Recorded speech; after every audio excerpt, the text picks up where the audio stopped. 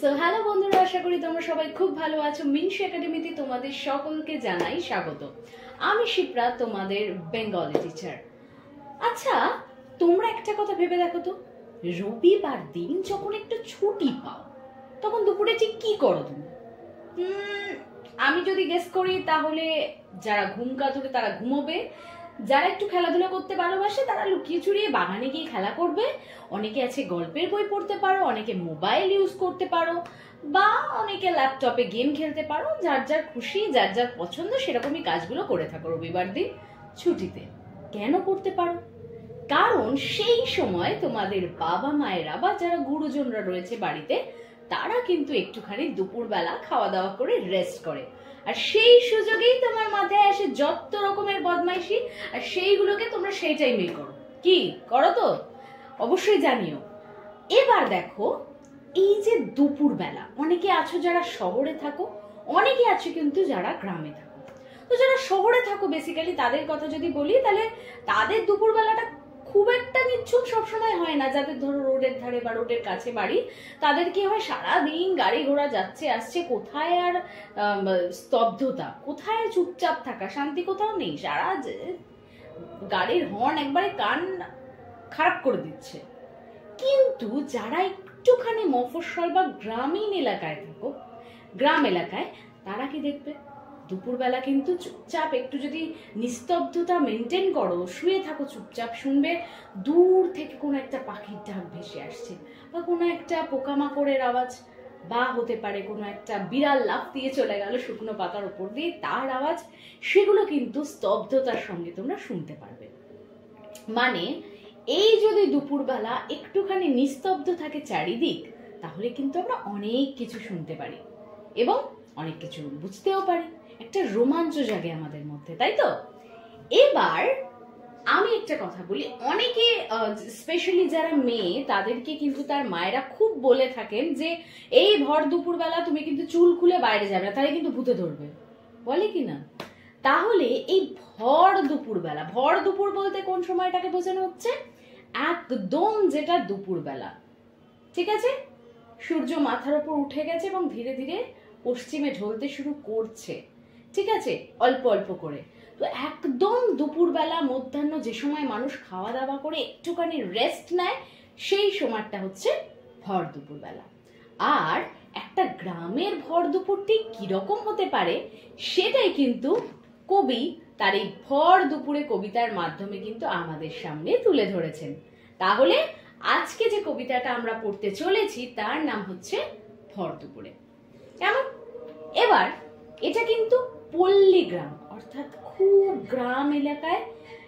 দেখো, এখন তো আমরা টোটো অটো ব্যবহার করে থাকি, কিন্তু এখনো অনেক কিন্তু এমন অজপাড়াগা রয়েছে যেখানে কিন্তু টোটো অটো অ্যাভেলেবেল নয়, গাড়ি ঘোড়া পাওয়া যায় না, পায়ে হেঁটে বা সাইকেল বাইকে করেই কিন্তু যাতায়াত করতে হয়।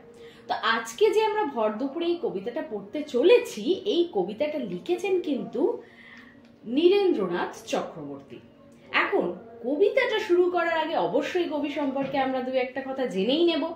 তো এই নীরেন্দ্রনাথ চক্রবর্তী, তিনি কিন্তু জন্মগ্রহণ করেছিলেন 1924 সালে বাংলাদেশের ফরিদপুর জেলায়, এবং তিনি তার প্রথম কর্মজীবন অর্থাৎ কাজের জগতে ঢুকলেন। প্রথম তার কর্মজীবন শুরু হয় কিন্তু সত্যযুগ পত্রিকা থেকে। পরবর্তীকালে তিনি আমাদের সকলের পরিচিত আনন্দবাজার পত্রিকা, সেখানে কিন্তু বহুদিন ধরে কাজ করেছেন একজন সাংবাদিক হিসেবে, এবং বহুদিন কিন্তু তিনি আনন্দ মেলা যে ম্যাগাজিন রয়েছে সেখানেও কিন্তু তিনি সম্পাদনার দায়িত্ব পালন করেছেন। তার লেখা কয়েকটি উল্লেখযোগ্য গ্রন্থের কথা যদি বলি, তাহলে হচ্ছে নীল নির্জনে, অন্ধকার বারান্দা এবং কলকাতার যিশু। তার লেখা একটি উল্লেখযোগ্য গ্রন্থ হচ্ছে উলঙ্গ রাজা, এটা কিন্তু তার উল্লেখযোগ্য রচনা। এবং এই সমস্ত সুন্দর সুন্দর সাহিত্য আমাদের উপহার দেওয়ার জন্য তিনি কিন্তু সাহিত্য একাডেমি পুরস্কারও পেয়েছেন, এবং তিনি কিন্তু খুবই রিসেন্ট 2018-তে তিনি কিন্তু মারা গেছেন। এবার চলো, কবি সম্পর্কে আমরা জেনে নিয়েছি, কি সম্পর্কে পড়বো সেটাও আমরা জেনে নিয়েছি। এবার আমরা চলে যাব সরাসরি কবিতায়, প্রতিটা লাইন পড়বো এবং প্রতিটা লাইনকে বোঝার চেষ্টা করব। তাহলে চলো শুরু করি আজকের কবিতা। প্রথম লাইনে কি বলছে দেখো, ওই যে অশ্বত্থ গাছটি ও তো পথিক জনের ছাতা, তলায় ঘাসের গালছে খানি আদর করে পাতা। কি বলছে প্রথমে আগে লাইনটা বলি। প্রথমেই বলছে ওই যে অশ্বত্থ গাছটি। এখন অশ্বত্থ গাছ বলতে গেলে অশ্বত্থ গাছকে বোঝানো হয়েছে। অশ্বত্থ গাছ কেমন দেখতে যারা দেখেছো তারা জানো, আর যারা জানো না তাদের জন্য বলে দিচ্ছি, এটা কিন্তু বহু পুরনো একটা গাছ এবং ডালপালা ছড়িয়ে বেশ পুরনো গাছ, একদম ভরে থাকে, পুরো বিশাল বড় একটা গাছ হয় পুরনো অশ্বত্থগুলো। তো বলছে ওই যে অশ্বত্থ গাছটা ও তো পথিক জনের ছাতা। পথিক মানে ওই যে খানিক আগে আমি বললাম, পথিক কথার অর্থ হচ্ছে যে আমরা তো এখন টোটো অটো মানে রাস্তায় বেরোলেই টোটো যাচ্ছে গলি গলি দিয়ে, কোনো আমাকে হাঁটবার চাপই নেই। কিন্তু যেগুলো অজপাড়াগা সেখানে কিন্তু এখনো পর্যন্ত যাতায়াতের জন্য যে প্রয়োজনীয় জিনিসগুলো, যেমন ধরো বাস, যেমন ধরো টোটো, রিক্সা, এগুলো খুবই কম পরিমাণে পাওয়া যায়। তো সেই সময় কি হয়, মানুষকে হেঁটে এক জায়গা থেকে অন্য জায়গায় বা তার এমন, যদি একটু পুরোনো দিনের কথা বলি, বা এমন অনেক প্রত্যন্ত গ্রাম রয়েছে যেখানে স্কুল যেতে গেলে সামান্য ছেলে মেয়েদের কিন্তু অনেকটা পথ অতিক্রম করে পায়ে হেঁটে যেতে হয়। তো এরকম অনেক মানুষ রয়েছেন যারা কাজের সূত্রে এক গ্রাম থেকে অন্য গ্রামে যাবেন, কিন্তু তাদের কাছে কিছু নেই। তাহলে তাদের কি করতে হবে? হেঁটেই সেই পথ যেতে হবে, এবং তাদেরকেই কিন্তু বলা হয়েছে পথিক। যারা হয়তো সকালবেলা খুব ভোরবেলা বাড়ির থেকে বেরিয়েছে এবং পৌঁছতে পৌঁছতে প্রায় বিকেল, তো এই পুরোটা রাস্তা কিন্তু তাদেরকে যেতে হবে কিভাবে? হেঁটে। এখন দেখো, পথিক জনের ছাতা, তো ছাতা কেন বলছে পথিক জনের এই অশ্বত্থ গাছকে, সেটা বুঝতে হবে। দেখো, ছাতা ছাতা আমরা কখন ব্যবহার করি? যখন আমাদের রোদ ওঠে খুব, রোদ থেকে বাঁচার জন্য, বৃষ্টি হচ্ছে খুব, বৃষ্টি থেকে বাঁচার জন্য, তার মানে কখনো রোদ বৃষ্টি ঝড় ঝঞ্ঝা থেকে বাঁচার জন্য কিন্তু আমরা ছাতাটা ব্যবহার করি। ছাতাটা যদি আমরা মাথায় এরকম দিয়ে হাঁটি তাহলে কিন্তু বৃষ্টি পড়লে আমরা খুব একটা ভিজি না, অ্যাটলিস্ট কিছুটা তো বাঁচিয়ে নিতে পারি, পুরো তো ভিজে যাই না। সেক্ষেত্রে একটা ছাতা কি করে? একটা মানুষকে আশ্রয় দিচ্ছে, রোদ বৃষ্টি থেকে তাকে বাঁচাচ্ছে। ঠিক তেমন একজন পথিক মানুষ যে খুব ভোরবেলা বেরিয়েছে, হাঁটতে হাঁটতে সে অন্য একটা গ্রামে যাবে, তখন যেতে যেতে যখন ভর দুপুর বেলা, তখন কি হয় না, তার প্রচন্ড কষ্ট হচ্ছে, সে আর হাঁটতে পারছে না, মনে হচ্ছে দুপুর হয়ে গেছে, কিছু একটু খেয়ে আমি একটুখানি রেস্ট করি, এবং রেস্ট করে তারপর আমি আবার যেখানে যাব সেই উদ্দেশ্যে রওনা দেব। সেক্ষেত্রে এই যে পথিক, তাদের একটা আশ্রয় চাই। এবার আমরা যেমন রোদ বৃষ্টিতে ছাতার তলায় আশ্রয় নেই, ঠিক তেমনই একজন পথিক মানুষ যে কিনা হেঁটে যাচ্ছে, সে কি করবে? একটা বড় বিশাল গাছ দেখে, যে গাছটা পুরো ছাতার মতো তাকে ঘিরে থাকবে, তার তলায় বসে একটু বিশ্রাম করবে, যেমন তোমরা স্ক্রিনে দেখতে পাচ্ছ। তো এখানে কি বলছে, সেই যে বড় অশ্বত্থ গাছ, সেটা একদম এমন ভাবে ছড়িয়ে রয়েছে যেন মনে হচ্ছে পুরো একটা ছাতা। এবং একটা পথিক মানুষ যখন খুব ক্লান্ত হয়ে যাচ্ছে এবং একটুখানি বিশ্রাম নেওয়ার কথা ভাবছে, তখন সে কি করছে? ওই ছাতার মতো যে গাছটা রয়েছে, অশ্বত্থ গাছটা, তার তলায় গিয়ে আশ্রয় নিচ্ছে। তাহলে এই দুটো লাইন আমি বোঝাতে পারলাম যে ওই যে অশ্বত্থ গাছটা, ওটা কি হচ্ছে? ওটা পথিক জনের ছাতার কাজ করছে। পরের লাইনে কি বলছে? তলায় ঘাসের গালচে খানি আদর করে পাতা। গালচে মানে, নোট করে নাও, গালচে মানে হচ্ছে কার্পেট। দেখবে মানে যেগুলো হচ্ছে তোমার পশুর লোম টোম দিয়ে সুন্দর করে কার্পেট, এবং যেহেতু সেটা পশুর লোম টোম দিয়ে তৈরি, তাই জন্য কি হয়, সেগুলো খুব সফট হয়, খুব নরম হয়, খুব কমফোর্টেবল হয়। সে গালছে, সেটাকে বলছে গালছে। তো এখানে কি বলছে যে তলায় কি হয়েছে? ঘাসের গালচে পাতা, অর্থাৎ অশ্বত্থ গাছের তলায় আশেপাশে একদম ঘাস রয়েছে সুন্দর করে বিছিয়ে। যারা খালি পায়ে ঘাসের ওপর হেঁটে দেখেছো কখনো, তারা নিশ্চয়ই এটা ফিল করেছো যে ঘাসের ওপর কিন্তু চলতে ভীষণ আরাম লাগে, কারণ ঘাসগুলো সুন্দর নরম হয়। এবং সেক্ষেত্রে কি বলছে যে তলায় ঘাসের গালচেখানি আদর করে পাতা, অর্থাৎ কেউ যেন আদর করে পাতা। এখন ঘাস কি মাটিতেই তো উঠেছে, এবং সেটা কার দান? সেটা কিন্তু প্রকৃতির দান, তাই তো? এই বিশ্বের দান, তার উপর সুন্দর করে কেউ যেন ঘাসের গালচে পেতে দিয়েছে, আর সেখানেই মানুষ আরাম করে বসে একটুখানি আশ্রয় নিচ্ছে। বোঝা গেছে চারটে লাইন? চলো পরের অংশে এবার আমরা চলে যাই, সেখানে কি বলছে সেটা আমরা দেখি। চড়ছে দূরে গরু বাছুর, গাছের তলায় শুয়ে, দেখছে রাখাল মেঘগুলো যায় আকাশটাকে ছুঁয়ে। চলো এবার আমরা একটা একটা করে লাইন সুন্দর করে এখানে বুঝে নিই। প্রথম লাইনে কি বলছে দেখো, চড়ছে দূরে গরু বাছুর। এখন একটা গ্রামের দুপুরবেলা, গ্রামে তো প্রচুর মানুষের কাছেই প্রায় গরু বাছুর থাকে, এবং কি হয় তাদের খাবার জন্য বা তাদের একটু বেড়ানোর জন্য কি হয় দুপুরবেলা তাদের মাঠের মধ্যে ছেড়ে দেওয়া হয়। এবং অনেকে আছে রাখাল যারা কিনা করে এই গরুদেরকে রক্ষা করে, যাতে গরুটা কেউ চুরি করে না নিয়ে যায় বা গরুটা কোথাও ভুল করে রাস্তা পথ ভুল করে চলে না যায়, হারিয়ে না যায়।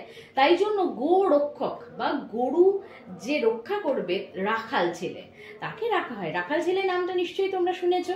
এরা কি করে গরুগুলোকে বা পোষ্যগুলোকে রক্ষা করে যাতে তারা হারিয়ে না যায় বা চুরি না হয়ে যায়। তো কি বলছে, চড়ছে দূরে গরু বাছুর। এরকম একটা দুপুরবেলা সিন, যেখানে দুপুরবেলা দূরে মাঠের মধ্যে গরু বাছুর সব চড়ে বেড়াচ্ছে। তারপরে কি বলছে, গাছের তলায় শুয়ে, অর্থাৎ সেইখানেই খানিকটা দূরে গাছের তলায় শুয়ে কি হচ্ছে, দেখছে রাখাল মেঘগুলো যায়। এখন দেখবে যদি তুমি একটা খোলা মাটি শুয়ে পড়ো, বা তুমি যদি শীতকালে ধরো তুমি ছাদে উঠে একটুখানি শুয়েছো, তাহলে ওপরের দিকে তাকালে তুমি কি দেখতে পাবে? অবভিয়াসলি আকাশ দেখতে পাবে। আর আকাশে কি হয়, শীতকালে বেশ মেঘ ভেসে বেড়াচ্ছে, এরকম একটা সিন থাকে দুপুরবেলার দিকে। তো সেক্ষেত্রে এখানে কি বলছে, যে দেখছে রাখাল মেঘগুলো যায়, অর্থাৎ রাখাল যেহেতু গাছের তলায় শুয়ে আছে, তাই গাছের তলায় শুয়ে দিয়ে আকাশটাকে দেখতে পাচ্ছে। এবং সে কি দেখছে, যে মেঘগুলো যায় আকাশটাকে ছুঁয়ে, যে আকাশে কিভাবে একটার পর একটা মেঘ সুন্দর করে ভেসে ভেসে যাচ্ছে, এবং সে দেখে রাখাল বেশ খুশি হয়, তাই না? তুমিও কোনোদিন চেষ্টা করো দুপুরবেলা শুয়ে ছাদে আকাশে মেঘ দেখার, দেখবে তোমারও মনে খুব কিন্তু একটা খুশি হবে। কেমন? চলো দেখে নি পরের দুপুরবেলা কিরকম হতে পারে। বলছে, খোলের মধ্যে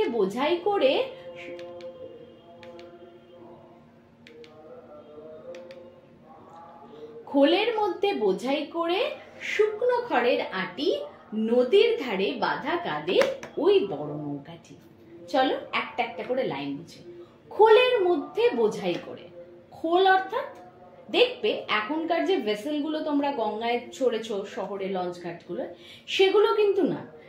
যারা একটু গ্রামে গেছো বা দেখেছো বা কখনো চড়েছো গ্রামে গিয়ে নৌকা, তো তাদের নৌকাটা দেখবে যে খানিকটা ছবিটা তোমরা দেখতে পাচ্ছ, যে তাদের নৌকাটা হয় এবং নৌকার মাঝখানে একটা এরকম ইউ শেপের, উল্টো ইউ শেপের একটা কিন্তু খোল টাইপের বানানো থাকে, যার ভেতরে গিয়ে মানুষজনও বসে, তাতে একটু ছায়া পায়, আশ্রয় পায়। এবং কি হচ্ছে, সেখানে কিন্তু যারা ধরো জিনিসপত্র নিয়ে এক জায়গা থেকে অন্য জায়গায় যাচ্ছে সেটা রোদ বৃষ্টিতে ঝড়ে ভিজে না যায়, তাই জন্য খোলের মধ্যে কিন্তু তাই সেগুলোকে রাখা হয়। তা প্রথম অংশে কি বলছে, খোলের মধ্যে কি রাখা আছে, খোলের মধ্যে বোঝাই করে শুকনো খড়ের আটি। ধান ভানার পরে যে শুকনো খড়ের আটিগুলো পড়ে থাকে, খড় তো আমরা সকলেই দেখেছি, তো সেই শুকনো খড়ের আটি বেঁধে বেঁধে সেইখানে কিন্তু বোঝাই করা রয়েছে খোলের মধ্যে। তারপরের অংশে কি বলছে, নদীর ধারে বাঁধা কাঁধের ওই বড় নৌকাটি। অর্থাৎ কবি জানেন না যে নদীর ধারে এতে কাঁধের বড় নৌকা বাঁধা রয়েছে, কিন্তু তিনি দেখতে পাচ্ছেন যে তার মধ্যে রয়েছে খড়ের আটি বোঝাই করা। এখন দেখো আগেকার দিনে বা গ্রাম অঞ্চলে হতেই পারে যে অনেক সময় ওই নৌকার মাধ্যমে কি হয়, এক জায়গা থেকে অন্য জায়গায় জিনিস নিয়ে যাওয়া হয়। সেক্ষেত্রে শুকনো খড়ের আটি হয়তো এক জায়গা থেকে অন্য জায়গায় কোনো একজন কেউ নিয়ে যাচ্ছেন। সেক্ষেত্রে যেহেতু এটা ভর দুপুরবেলা, তো দুপুরবেলা আমি কি করি, আমি আগেই তোমাদেরকে বলেছি, তুমি নিজে ওই জায়গায় থেকে দেখো তুমি দুপুরবেলা কি করো, একটুখানি বিশ্রাম নাও, বা বাড়ির সকলে একটু সারাদিনের কাজ কর্মব্যস্ততার মধ্যে একটুখানি ফাঁকা সময় পেলে একটুখানি মানুষ রেস্ট করে নেয়, তাই তো? তো এক্ষেত্রে কি বলছে, যে হতে পারে যে মাঝি যে হয়তো নৌকার মধ্যে বোঝাই করে খড়ের আটি নিয়ে যাচ্ছে, সে দুপুরবেলা তার খিদে পেয়েছে, তাই জন্য সে যে কোনো একটা নদীর ধারে ওই নৌকাটাকে বেঁধে সেখান থেকে নেমে দুপুরবেলা খাওয়া দাওয়া করে একটুখানি জিরিয়ে নিচ্ছে, একটুখানি বিশ্রাম নিচ্ছে। আবার যখন একটুখানি দুপুরটা কেটে গিয়ে বিকেল বিকেল হবে, আবার সে নৌকা নিয়ে চলে যাবে। তাই এইরকমই প্রতিদিন হতে থাকে। তো প্রতিদিনই কি মানুষ জানতে পারবে যে ওটা কাদের নৌকা? কিন্তু এটা জানতে পারে যে সে বিশ্রাম নেওয়ার জন্যই কিন্তু এই ঘাটে এসে দাঁড়িয়েছে এবং এখানে কিন্তু তারা বিশ্রাম করে নিচ্ছে। তাহলে কি বলছে, কোলের মধ্যে বোঝাই করে শুকনো খড়ের আঁটি, নদীর ধারে বাঁধা কাঁধের ওই বড় নৌকাটি। অর্থাৎ দুপুরবেলা মাঝি খাওয়া দাওয়া করে একটু বিশ্রাম নিচ্ছে নৌকাটাকে আটকে রেখে, আবার হয়তো বিকেল হলে সে বেরিয়ে পড়বে তার যেখানে যাওয়ার তার উদ্দেশ্যে। পরের অংশে কি বলছে দেখো, কেউ কোথা নেই বাতাস ওড়ায় মিহিন সাদা ধুলো। দেখবে দুপুরবেলা যখন প্রতিটা মানুষ শুয়ে পড়ে এবং মাঠঘাটের ধারে যারা থাকো, দেখবে শুকনো ধুলো কিন্তু বাতাস ওড়ায়। এবার যেহেতু বাতাস বইছে, তো বাতাসের সাথে সাথে কি হয় যে শুকনো ধুলো সেগুলো উঠতে থাকে, এবং সেটা এমন ভাবে উঠতে থাকে যেন মনে হয় যে চারিদিকটা একদম সাদা সাদা হয়ে গেছে। দুপুরবেলা সবাই যে যার ঘরে বিশ্রাম নিলেও দুপুরবেলা হাওয়ার কিন্তু বিশ্রাম নেই, এবং তার ফলে কি হচ্ছে চারিদিকে কেউ কোথাও নেই, কিন্তু হাওয়ার কারণে সেই মিহিন সাদা ধুলো কি হচ্ছে মাঠের মধ্যে উড়ে বেড়াচ্ছে। দেখবে দুপুরবেলা যারা মাঠে ফাটে গেছো তারা এটা লক্ষ্য করবে, দুপুরবেলা কিন্তু খুব ধুলো উড়ে, একটা গাড়ি চলে গেল ফট করে একটা ধুলো উড়লো, সেটা কিন্তু হাওয়ার কারণে। এবং তারপরের অংশে কি বলছে, ভর দুপুরে যে যার ঘরে ঘুমাচ্ছে লোকগুলো। ওই বললাম দুপুরবেলা মানেই মানুষের খাওয়া দাওয়া করে একটু রেস্ট নিয়ে নিয়ে উঠে আবার কাজ করবে, ঠিক আছে। সেক্ষেত্রে কি হচ্ছে, দুপুরবেলা মানুষজন যে যার ঘরে খাওয়া দাওয়া করে নাক ডাকিয়ে ঘুমাচ্ছে। সেই জন্যই কবি বলছেন যে ভর দুপুরে যে যার ঘরে ঘুমোচ্ছে লোকগুলো। চলো দেখে নি পরের অংশ কি বলছে, শুধু কি আর মানুষ ঘুমায়, যে জানে সেই জানে। বলছে এই যে এখানে বলা হচ্ছে যে মানুষ ঘুমাচ্ছে, তো এই ক্ষেত্রে বলা হচ্ছে শুধুই কি মানুষ ঘুমোচ্ছে, মানে স্বাভাবিকভাবে আমরা জানি দুপুরবেলা মানুষজন একটু রাস্তাঘাটের পশু পাখি সবাই একটুখানি রেস্ট নিয়ে নেয় সেই সময়টা, কিন্তু কবি মনে মনে প্রশ্ন করছেন যে খাওয়া দাওয়া সেরে শুধুই কি মাত্র মানুষজন ঘুমায়, আর কি কেউ ঘুমায় না? কে ঘুমাতে পারে?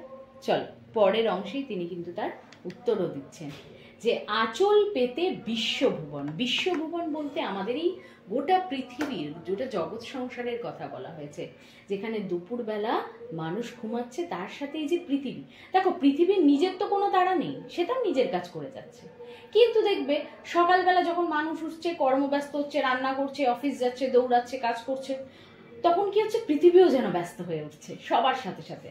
এবং যখন ধীরে ধীরে দুপুরবেলা আসছে, মানুষ একটুখানি খাওয়া দাওয়া করে ঘুম দেওয়ার একটা চিন্তা ভাবনা করছে, সেই সময় দাঁড়িয়ে কি হচ্ছে সব জায়গা যখন নিস্তব্ধ হয়ে যাচ্ছে, তখন পৃথিবীও কিন্তু একটুখানি জিরিয়ে নিচ্ছে, একটুখানি ঘুমিয়ে নিচ্ছে। কি বলছে, আঁচল পেতে বিশ্বভুবন ঘুমাচ্ছে এইখানে, অর্থাৎ এখানেই এই পৃথিবীর ওপর আমরা রয়েছি, আর এই পৃথিবীতেই কিন্তু যখন কর্মব্যস্ততা ছেড়ে মানুষ দুপুরে একটু বিশ্রাম নিচ্ছে, এই পৃথিবী, এই বিশ্বভুবন, গোটা পৃথিবী যেন একটুখানি জিরিয়ে নিচ্ছে, একটু বিশ্রাম নিয়ে নিচ্ছে। কারণ সে জানে দুপুরবেলা কেটেই যে আবার বিকেলবেলা হবে, সঙ্গে সঙ্গে কিন্তু সবাই আবার কর্মব্যস্ত হয়ে উঠবে, যে যার কাজে লেগে পড়বে, তখন আমাকেও ঘুম থেকে উঠে পড়তে হবে, তাই না?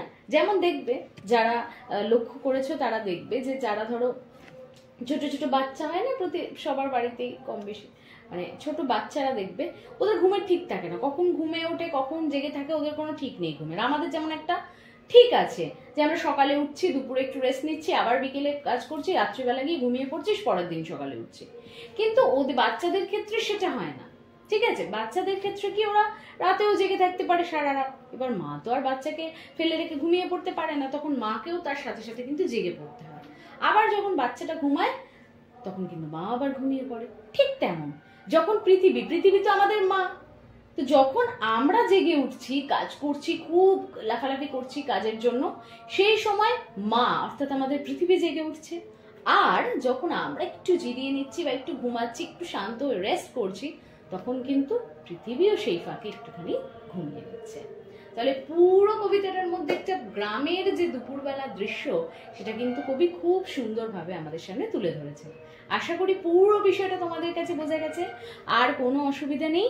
তবে এরপরে তোমাদের বোঝার সুবিধার জন্য আমি কিন্তু এর প্রশ্ন উত্তর নিয়েও আলোচনা করে দেবো, আর প্রশ্ন উত্তর আলোচনা করে দিলেই বিষয়টা কিন্তু তোমাদের কাছে আরো অনেক বেশি পরিষ্কার হয়ে যাবে। ঠিক আছে, চলো এবার আমরা এক এক করে প্রশ্নের অংশে চলে যাই। বলছে নিচের প্রশ্নগুলির উত্তর দাও। ঠিক আছে, দেখি আমরা কতটা পারলাম, কতটা মনে রাখলাম। প্রথম প্রশ্ন, নীরেন্দ্রনাথ চক্রবর্তীর জন্মস্থান কোথায়? আমি আগেই বলেছি কিন্তু বাংলাদেশের ফরিদপুর জেলায়। আর কত সালে জন্মেছিলেন? 1924 সালে। এটা কিন্তু তোমরা লিখে নিও, কেমন? পরের প্রশ্ন কি বলছে, তার লেখা দুটি কাব্যগ্রন্থের নাম বলো। আমি কিন্তু পড়ানোর সময় অনেকগুলো কাব্যগ্রন্থের নাম বলেছি, তার মধ্যে তুমি বলতে পারো যে কলকাতার যিশু, তারপরে নীল নির্জন, উলঙ্গ রাজা, এই সমস্ত, কেমন? পরের অংশে কি বলছে, নিচের প্রশ্নগুলি একটি বাক্যে উত্তর দাও। ঠিক আছে, প্রথম প্রশ্ন, অশ্বত্থ গাছকে পথিকজনের ছাতা বলা হয়েছে কেন? কারণ অশ্বত্থ গাছ ছাতার মতো রোদ বৃষ্টি থেকে পথিকজনকে রক্ষা করে, তাই সেটা পথিকজনের কাছে ছাতার মতো। ঠিক আছে, পরেরটা কি বলছে, রাখালেরা গাছের তলায় শুয়ে কি দেখছে? ওই যে রাখাল, সে গাছের তলায় শুয়ে কি দেখে? আকাশের মেঘ চালাচল, যে মেঘেরা কিভাবে আকাশের মধ্যে আনাগোনা করছে সেটাই তারা কিন্তু শুয়ে শুয়ে দেখে, তাই তো? চলো পরের অংশে দেখে নি কি প্রশ্ন বলছে, নদীর ধারে কোন দৃশ্য কবিতায় ফুটে উঠেছে? ওই যে নদীর ধারে একটা বড় নৌকার খোলের মধ্যে যেখানে খড়ের আটি বোঝাই করা রয়েছে, সেই দৃশ্যই কিন্তু এই কবিতা এই অংশে ফুটে উঠেছে, কেমন? চলো দেখে নি পরের প্রশ্ন কি বলছে, একই অর্থযুক্ত শব্দ কবিতা থেকে খুঁজে নিয়ে লেখো। মানে তোমাকে কিছু শব্দ ওরা দিয়ে দেবে, তার সমার্থক শব্দ, মানে একই মিনিং। ধরো বলছে রবি, রবির সেম মিনিং হচ্ছে সূর্য, সূর্য মানে রবি। তো এরকম কিছু তোমাকে শব্দ দিয়ে দিচ্ছে, তোমাকে কবিতা থেকে খুঁজে লিখতে হবে যে এটার মানে কোন শব্দটা, কবিতার থেকেই কিন্তু নিতে হবে, নিজের মতো করে লিখতে হবে না। তো প্রথম অংশে কি বলছে, প্রদত্ত শব্দ কবিতার শব্দ। প্রথম শব্দ বলছে তৃণ, তৃণ মানে হচ্ছে ঘাস। তারপরেরটা কি বলছে, পৃথিবী, পৃথিবী এখানে বিশ্বভুবন। তারপরে কি বলছে, তটিনী, তটিনী হচ্ছে কবিতায় নদী। তারপরে হচ্ছে জলধর, জলধর মানে মেঘ, মেঘের কথা বলা হয়েছে। তারপরে বলছে গোরক্ষক, মানে গরুকে রক্ষা করে যে, কে রক্ষা করে গরুকে? রাইট, রাখাল। পরের অংশে দেখো, নিচের বিশেষ্য শব্দগুলিকে বিশেষণ এবং বিশেষণগুলিকে বিশেষে পরিণত করো। ঠিক আছে, প্রথমে কয়েকটি শব্দ তারা দিয়ে দিয়েছে যেগুলোকে আমাদের বিশেষ্য থেকে বিশেষণ, বিশেষণ থেকে সেটাকে বিশেষ্য করতে হবে। তো প্রথমে বলছে বিশেষ্য, যেমন বলছে ঘাস, ঘাস থেকে বিশেষণ তার কি হবে? ঘেঁষো। এগুলোকে কিন্তু তোমরা নোট ডাউন করে নিও, ঠিক আছে? পরের অংশে কি বলছে, আদর, আদর থেকে হচ্ছে আদুরে। তারপরে কি বলছে, রাখাল, রাখাল থেকে হচ্ছে রাখালিয়া। পরেরটা বলছে গাছ, গাছ থেকে হচ্ছে গেছো। তারপরে বলছে আকাশ, আকাশ থেকে হচ্ছে আকাশী। পরেরটাই চলে যাই, পরেরটাই বলছে লোক, লোক থেকে হচ্ছে লৌকিক। তারপরে হচ্ছে মাঠ, মাঠ থেকে হচ্ছে মেছো, কেমন? এর পরের কি প্রশ্ন বলছে যে পাশে দেওয়া শব্দগুলির সাথে একটা করে উপসর্গ। প্রথমে আমি উপসর্গ কি সেটা বলে দিই। প্রথমে প্রশ্নটা বলছে কি যে যে শব্দগুলো দেওয়া রয়েছে তার সঙ্গে একটা করে উপসর্গ যোগ করো। উপসর্গ কিন্তু শব্দের আগে বসে এবং একটা নতুন শব্দ তৈরি করো। তো এখানেও কি বলছে, দেখো ব্যাকরণের ক্লাসে এগুলো ডিটেলসে আলোচনা করা হবে, তাই জন্য ব্যাকরণের ক্লাসটা অবশ্যই দেখতে হবে। তার সাথে এখানে কিন্তু আমি তোমাদের যেহেতু অনুশীলনী তো রয়েছে তাই জন্য আমি আলোচনা করে দিচ্ছি, কেমন? তো এখানে কি বলছে যে প্রথমে উপসর্গ একটা লিখতে হবে, তারপরে তার থেকে যে নতুন শব্দ বেরোবে সেটাও আমাদেরকে বার করতে হবে। তো চলো আমরা চেষ্টা করে দেখি। প্রথমেই কি বলছে, কয়েকটা শব্দ দিয়ে দেওয়া হয়েছে। শব্দ কি দিয়েছে, প্রথমে দিয়েছে নদী। নদীর আগে এমন কিছু একটা যোগ করতে হবে যেটা আমাদের কাছে একটা নতুন শব্দ যোগ হবে। তো আমি আগে যোগ করলাম উপু, তাহলে নতুন শব্দ কি পেলাম? উপনদী। এখানে কিন্তু শাখাও যোগ করতে পারি, শাখা নদীও হতে পারে। তারপরে হচ্ছে আদর, আদরের আগে আমি কি যোগ করতে পারি যাতে একটা নতুন শব্দ হয়? আদরের আমি যোগ করতে পারি অনা, তাহলে কি হবে? অনাদর। ঠিক আছে, তারপরে শব্দ বলছে বাতাস, বাতাসের আগে আমরা কি করতে পারি? আমরা যোগ করতে পারি সু, তাহলে কি হবে? সুবাতাস, তাই তো? ঠিক আছে, এরকম আরো শব্দ তোমরা কিন্তু চেষ্টা করো। পরেরটাই কি বলছে যে নিচের বাক্য বা বাক্যাংশ থেকে, মানে সেটা পুরো বাক্য হতে পারে বা বাক্যের ছোট ছোট অংশ হতে পারে, সেখান থেকে উদ্দেশ্য বিধেয় কোনটা চিহ্নিত করতে হবে, যে কোনটা উদ্দেশ্য কোনটা বিধেয়, এবং উদ্দেশ্যকে সম্প্রসারণ করতে হবে। সম্প্রসারণ মানে হচ্ছে বাড়িয়ে লেখা। যদি শুধু বলা হলো বৃষ্টি হচ্ছে, তার আগে আমি কি করতে পারি? খুব জোরে, তাহলে বাক্যটা বেড়ে গেল যে খুব জোরে বৃষ্টি হচ্ছে। এটা হচ্ছে সম্প্রসারণ। এগুলো ব্যাকরণের ক্লাসে ডিটেলসে আলোচনা করা হবে। এবার বলছে কি, প্রথমটা রয়েছে দেখি, ওই যে অশ্বত্থ গাছটি তো পথিকজনের ছাতা। তো এর মধ্যে উদ্দেশ্য কোনটা? প্রথম অংশটা, মানে যেটাকে ঘিরে কাজটা হচ্ছে। যেমন হচ্ছে ওই যে অশ্বত্থ গাছ, অশ্বত্থ গাছটা মেন, তাহলে এটা হচ্ছে উদ্দেশ্য। বাকি যে অংশটা পড়ে থাকবে সেটাই পুরোটা বিধেয়। মানে বিধেয়তে কি পড়ে আছে, ও তো প্রতীকজনের ছাতা, এই পুরোটাই কিন্তু হয়ে যাচ্ছে প্রতীকজনের ছাতা, এটা হচ্ছে বিধেয়। তারপরের অংশে কি বলছে, এটা সম্প্রসারণ করতে বলেছে, সম্প্রসারণ করতে বলেছে উদ্দেশ্যে। এবার উদ্দেশ্য কোনটা, ভালো করে দেখো এখানে উদ্দেশ্য কোনটা, উদ্দেশ্য হচ্ছে এইটা, তাই তো, যে ওই যে অসত্য গাছটি হতো প্রতীকজনের ছাটা, এটা উদ্দেশ্য। তাহলে এই যে উদ্দেশ্য, তার সাথে আমাকে যেহেতু উদ্দেশ্যের সঙ্গে সম্প্রসারণ করতে বলেছে, তাই আমাকে উদ্দেশ্যের সাথেই সম্প্রসারণ করতে হবে। তাহলে আমরা এটা কি করতে পারি, যে আমরা বলতে পারি যে নদীর ধারে ওই যে বহুদিনের পুরনো অসত্য গাছটি হতো প্রতীকজনের ছায়া। তাহলে বাড়ালাম কি না বাক্যটা, আমি কি অ্যাড করলাম, যে নদীর ধারে ওই যে পুরনো অসত্য গাছ ও তো প্রতীকজনের ছাতা। ঠিক আছে, তাহলে উদ্দেশ্যটাকে আমি বাড়িয়ে লিখলাম, বাড়িয়ে মানে সম্প্রসারণ মানে বাড়িয়ে লেখা। ক্লিয়ার? চলো দেখে নি পরের অংশে কি বলছে। আচ্ছা, কেউ কোথা নেই, বাতাস ওড়ায় মিহিন সাদা ধুলো। প্রথমে একটা বলে রাখি, এখানে দুটো বাক্য রয়েছে। এই যে কেউ কোথা নেই, এটা একটা বাক্যাংশ, এটা 1 নম্বর, ঠিক আছে। আর পরের যেটা রয়েছে সেটা কিন্তু 2 নম্বর বাক্য, এটা হচ্ছে 2 নম্বর বাক্য। তাহলে আমি দুটো ভাবে ভাগ করব, ঠিক আছে। তো প্রথম বাক্যাংশে বলছে কি কেউ কোথা নেই, ঠিক আছে, প্রথম বাক্যাংশ। পরেরটা কি বলছে, এর মধ্যে উদ্দেশ্য কোনটা, প্রথমটা কেউ, আর তারপরেরটা বিধেয় কোনটা, বাকি অংশটা মানে কোথা নেই, এটা পুরো বিধেয় হলো। এবার উদ্দেশ্যটাকে আমাকে বাড়াতে হবে, সম্প্রসারণ করতে হবে। তাহলে কি বলতে পারি আমি, বলতে পারি আমি যে গ্রীষ্মের দুপুরে আমাকে রাস্তাটা চিনিয়ে দেওয়ার মতো কেউ কোথাও নেই। ক্লিয়ার? উদ্দেশ্য বাড়িয়ে লিখেছি। পরের অংশে কি বলছে, পরের বাক্যে কি আছে, যে মিহিন সাদা ধুলো, তাই তো, দ্বিতীয় বাক্যাংশ এটাই। এই যে পরেরটা যেটা গ্রিন কালারে লেখা রয়েছে, বাতাস ওড়ায় মিহিন সাদা ধুলো। এবার এখান থেকে আমাকে কি করতে হবে, প্রথমে উদ্দেশ্য বিধেয়টাকে বেছে নিতে হবে এবং তারপরে কিন্তু এটা সম্প্রসারণ করতে হবে। কিসের সম্প্রসারণ করব, উদ্দেশ্যের সম্প্রসারণ করব। তাহলে এর মধ্যে উদ্দেশ্য কোনটা, এর মধ্যে উদ্দেশ্য হচ্ছে বাতাস, কারণ বাতাস কাজটা করছে, ওকে ঘিরে কাজটা হচ্ছে, তাই বাতাস হচ্ছে এখানে উদ্দেশ্য। তাহলে বিধেয় কোনটা, উদ্দেশ্য বাদে বাকি যতটা পড়ে আছে সেটা পুরোটাই কিন্তু বিধেয়, মানে ওড়ায় মিহিন সাদা ধুলো, এটা হচ্ছে তোমার বিধেয়। এবার বলছে কি উদ্দেশ্যটাকে সম্প্রসারণ করো, মানে এই বাতাসটাকে বাড়িয়ে লেখো। কিন্তু তা বলে উল্টো পাল্টা লিখে দিলে হবে না, যা খুশি লিখলাম তা কিন্তু না। সেক্ষেত্রে এখানে আমরা কি বলতে পারি, যে ঝোড়ো বাতাস। তাহলে কি হবে বাক্যটা, ঝোড়ো বাতাস ওড়ায় মিহিন সাদা ধুলো। একটা সুন্দর প্রপার বাক্য কিন্তু এখানে তৈরি হয়ে গেছে। এবার আমরা চলে যাব এর পরবর্তী অংশে এবং দেখে নেব পরবর্তী অংশে ঠিক কি রয়েছে। চলো এবার আমরা দেখে নিই যে পরের অংশে কি রয়েছে। পরের অংশে বলছে যে আঁচল পেতে বিশ্বভুবন ঘুমাচ্ছে এইখানে। তো এই বাক্যটার মধ্যে থেকে কোনটা উদ্দেশ্য কোনটা বিধেয় প্রথমে বাজবো, তারপরে উদ্দেশ্যটাকে বাড়িয়ে লিখবো, রাইট।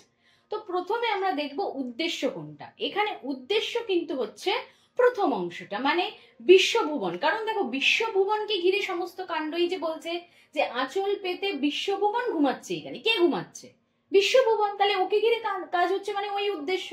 আর তারপরে বিধেয় কোনটা, অবশ্যই বাকি যে অংশটা, আঁচল পেতে এইখানে ঘুমাচ্ছে, ঠিক আছে। এবার বলছে উদ্দেশ্যটাকে বাড়িয়ে লিখতে হবে, মানে উদ্দেশ্য মানে এখানে উদ্দেশ্য কোনটা, উদ্দেশ্য হচ্ছে বিশ্বভুবন। এই বিশ্বভুবনটাকে বাড়িয়ে লিখতে হবে। কি লিখতে পারি আমরা, যে ভর দুপুরে বিশ্বভুবন। তাহলে কিরকম হবে ব্যাপারটা, যে ভর দুপুরে বিশ্বভুবন আঁচল পেতে ঘুমাচ্ছে এইখানে, ঠিক আছে। চলো এবার দেখে নিই পরের অংশ কি বলছে। এটা ইন্টারেস্টিং জিনিস আছে, বলছে বিশ্বভুবন শব্দে, দেখো বিশ্ব একটা আলাদা রয়েছে শব্দ, বিশ্বের একটা আলাদা শব্দ এর মানে রয়েছে, ভুবনের একটা আলাদা শব্দ এবং এটার একটা মানে রয়েছে, যদিও দুটোর মানেই আসলে পৃথিবী, সেটা কথা নয়। কি বলছে, যে শব্দ দুটির মানে একই অর্থযুক্ত রয়েছে। তো এরকম 5টা শব্দ তোমাকে তৈরি করতে হবে, চলো চেষ্টা করি। তো এখানে প্রথমে একটা নতুন শব্দ যেগুলো দেওয়া রয়েছে, তারপরে প্রথম শব্দ দ্বিতীয় শব্দ, এগুলো করতে হবে আমাদের। নতুন শব্দ হচ্ছে বলা কওয়া, বলা মানেও বলা, কওয়া মানেও বলাই, ঠিক আছে। তো এখানে প্রথম শব্দ কোনটা, বলা, আর দ্বিতীয় শব্দ হচ্ছে কওয়া, মানে বলা কওয়া। তারপরে কি বলছে, দিন দরিদ্র, দিন মানেও দুঃখী দরিদ্র এবং দরিদ্র মানে দরিদ্র গরিব। তাহলে সেখানে একটা শব্দ হচ্ছে দিন আর একটা শব্দ হচ্ছে দরিদ্র। পরের অংশে কি বলছে, লোকজন, এখানে একটা শব্দ হচ্ছে লোক আর একটা শব্দ হচ্ছে জন। তারপরে হাঁটা চলা, হাঁটা হচ্ছে আর চলা মানেও হাঁটা, ঠিক আছে। পরের অংশে কাজ কর্ম, কাজ মানেও কাজ আর কর্ম মানেও কাজ, তাহলে এক্ষেত্রে কি হবে, কাজ একটা প্রথম শব্দ এবং দ্বিতীয় শব্দ হচ্ছে কিন্তু এর কর্ম। কেমন, চলো দেখে যাই পরের অংশে। পরের অংশে বলছে যে ক্রিয়ার কাল নির্ণয় করো। এখন এখানে ব্যাপার হচ্ছে যে এটা আমরা কি করে করব। ক্রিয়া মানে হচ্ছে যেটাকে আমরা বলে থাকি ইংলিশে টেন্স, ঠিক আছে। একটা হচ্ছে বর্তমান কাল, একটা হচ্ছে অতীতকাল, আর একটা হচ্ছে ভবিষ্যৎকাল। তবে এর মধ্যেও কিন্তু ভাগ রয়েছে, যদিও এটা ডিটেলসে অবশ্যই আমি বারবার বলছি ব্যাকরণ ক্লাসে বোঝানো হবে। এখন কিন্তু তোমাদেরকে আমি জাস্ট উত্তরটা বলে দেবো যেগুলো তোমাদের অনুশীলনীতে রয়েছে। দেখো এখানে প্রথম যেটা বাক্য বলছে, চড়ছে দূরে গরু বাছুর। এখানে চড়ছে এটাকে কিন্তু হাইলাইট করা আছে বা আন্ডারলাইন করা থাকবে, নিচে দাগ দেওয়া থাকবে যে এটার কি কাল, ক্রিয়ার কাল। তো ক্রিয়া মানে কাজ করা বোঝায়, তো এখানে চড়া, চড়াটা কাজ, তার মানে চড়ছে, এইটার কি কাল, চড়ছে। চড়ছে মানে কি, এখন চড়ছে, তো এখন কাজটা হচ্ছে, তাহলে এটা হচ্ছে ঘটমান বর্তমান, অর্থাৎ বর্তমানে যেটা ঘটছে। এরকম কয়েকটা আরো আমরা চেষ্টা করে দেখি, চলো। পরের অংশে কি বলছে, দেখছে রাখাল মেঘগুলো যায় আকাশটাকে ছুঁয়ে। তো এখানে যায়, যায়টা হচ্ছে কাজ, ক্রিয়া, তো এটার কাল কি, তো এটা কিন্তু যায় মানে যাচ্ছে ব্যাপারটা, ঠিক আছে। সে এখন যায় বা সে এখন যাচ্ছে, দ্যাট মিনস এটা চলছে, দ্যাট মিনস এটাও কিন্তু ঘটমান বর্তমান কাল, যেটা বর্তমানে ঘটে চলেছে। তারপরের অংশে কি বলছে, নদীর ধারে বাঁধা কাদের ওই বড় নৌকাটি। তা নদীর ধারে ওই নৌকাটা তো বাঁধাই রয়েছে আগে থেকে, তার মানে কাজটা হয়ে গেছে, তাই তো। এক্ষেত্রে বাঁধা, বাঁধা মানে বাঁধা হয়ে গেছে, তার মানে এটা কি হচ্ছে, পুরা ঘটিত বর্তমান, সেটা কিন্তু এখনো বাঁধা রয়েছে, তাই জন্য এটা পুরা ঘটিত মানে হয়ে গেছে কিন্তু বর্তমান কালে, ঠিক আছে। পরের অংশ কি বলছে, বাতাস ওড়ায় মিহিন সাদা ধুলো। ওড়ায়, ওড়ায়টা হচ্ছে ক্রিয়া, তাহলে এটা কি বলছে, এখনো ওড়াচ্ছে, বাতাস ওড়ায় মানে বাতাস ওড়াচ্ছে, ঘটমান বর্তমান এটাও। পরেরটাই কি বলছে, আঁচল পেতে বিশ্বভুবন ঘুমাচ্ছে এইখানে। তো এখানে কি বলছে, ঘুমাচ্ছে, ঘুমাচ্ছে মানে কি, তুই বলি বাচ্চাটা ঘুমোচ্ছে, তাহলে কাজটা তো চলছে, এটাও কিন্তু হবে ঘটমান বর্তমান। এবার চলে যাই পরের প্রশ্নে, কি বলছে, নিচের বাক্যগুলোর গঠনগত শ্রেণী বিভাগ করো, মানে এটা সরল বাক্য না জটিল বাক্য না যৌগিক বাক্য। সেক্ষেত্রে এটা বোঝার একটা সহজ উপায় আমি তোমাদেরকে বলে দিই, সরল বাক্যে একটাই কর্তা থাকবে, একটাই ক্রিয়া থাকবে, সেটা যত বড়ই হোক না কেন, কিন্তু কর্তা যদি রাম থাকে আর সে যদি করছে, একটা কাজই করছে, তাহলে সেটা কিন্তু অবশ্যই সরল বাক্য। যৌগিক বাক্যের ক্ষেত্রে আমরা কমা এগুলো ইউজ করে থাকি, জটিল বাক্যে যখন তখন কেউ এই ধরনের এক্সট্রা শব্দ অ্যাড করা থাকে। চলো আমরা চেষ্টা করে দেখি। প্রথমেই বলছে, তলায় ঘাসের গাল যেখানে আদর করে পাতা, একটা সিম্পল বাক্য, তার মানে এটা কিন্তু হবে সরল বাক্য। পরের অংশে কি বলছে, ওই যে অসৎ গাছটি, কমা, ও তো কমা রয়েছে একটা, তাই তো, ও তো প্রতীক জনের ছাতা, তাই এটাকে কমা দেওয়া রয়েছে, এটা কিন্তু সরল বাক্য তো মোটেই না, এটা কিন্তু জটিল বাক্য। এই যে ও তো এইগুলো এক্সট্রা গুলো যোগ করে বাক্যটাকে জটিল করা হয়েছে, তাই জন্য। পরের অংশে কি বলছে, ভর দুপুরে যে যার ঘরে ঘুমাচ্ছে লোকগুলো, এটাও সিম্পল বাক্য, ঠিক আছে, ঘুমাচ্ছে। পরের অংশ কি দেখি, যে জানে সেই জানে, মাঝে কমা দেওয়া রয়েছে, প্রথম কথা দেখো কমা, আর এই যে সে, যে জানে সে জানে, এইগুলো সবসময় কিন্তু জটিল বাক্য, যখন তখন এই ধরনের মিল থাকছে মানেই জটিল বাক্যের অংশে পড়ছে। তারপরে হচ্ছে বলছে, ওই যে বড় নৌকাটি, এখানে টিটা মেনশন করে কি হচ্ছে, এটা নির্দেশ করা হচ্ছে যে ওই নৌকাটি দাঁড়িয়ে রয়েছে।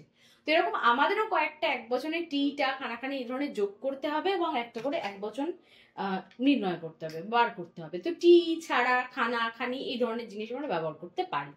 কেমন, যেমন ধরো আমি টা দিয়ে আমরা এক বচন মানে একজনকে মেনশন করছে, কি বলতে পারি, টা দিয়ে ছেলেটা, মেয়েটা, জামাটা, হ্যাঁ, বাড়িটা ইত্যাদি। আবার যদি বলি খানা, একখানা, চৌকিখানা, গাড়িখানা, মানে একটা জিনিসকে নির্দেশ করছে। পরের অংশে যদি বলি খানি, একখানি, আসনখানি, মুখখানি, এই একটা জিনিসকে আমরা পার্টিকুলারলি একটা জিনিসকে বোঝাচ্ছি যে একখানি বই দাও, একটা নির্দেশ করে দিচ্ছি আমি। তাই এগুলো টিটা খানাখানি এগুলো তো ছোটদের মতো তোমাদের এগুলো শিখতে হবে, ব্যাকরণের ক্লাসে আরো ডিটেইল শেখানো হবে। তো এই যে আমি এতক্ষণ ধরে কবিতাটা তোমাদেরকে বোঝালাম এবং সেটা নিয়ে আলোচনা করলাম, নিশ্চয়ই তোমরা কবিতাটা পুরো বুঝতে পেরেছো এবং নিজের মতো করে একটা লেখারও চেষ্টা করো যে এই কবিতাটা থেকে তোমরা কি বুঝলে। এছাড়াও তোমরা আমাদের সাথে স্টুডেন্ট নোট পেয়ে যাবে, সেটা নিয়ে কোনো চাপ নেই। এবং দেখা হচ্ছে তোমাদের সাথে আরো অন্যান্য ক্লাসে, ততক্ষণের জন্য সুস্থ থাকো আর ভালো থেকো।